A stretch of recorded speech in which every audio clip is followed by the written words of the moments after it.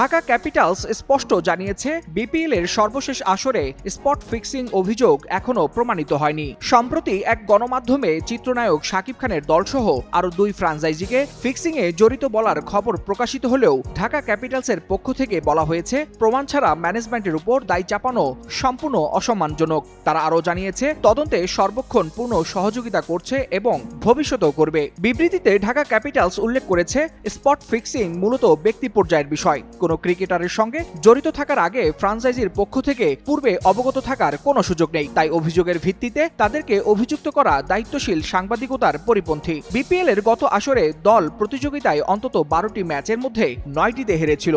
কিন্তু এই পরিস্থিতিতেও তারা নিশ্চিত করেছে, যদি কোনো খেলোয়াড় বা স্টাফের বিরুদ্ধে দোষ প্রমাণিত হয় তবে সর্বোচ্চ কঠোর ব্যবস্থা নেওয়া হবে। ঢাকা ক্যাপিটালস অতীতেও দেশের ক্রিকেট উন্নয়নে কাজ করেছে এবং ভবিষ্যতেও তা অব্যাহত রাখবে। ফ্র্যাঞ্চাইজিটি সত্যতা, স্বচ্ছতা ও ফেয়ার প্লেতে বিশ্বাসী এবং তরুণ ও প্রতিভাবান ক্রিকেটারদের বিকাশে সবসময় প্রতিশ্রুতিবদ্ধ।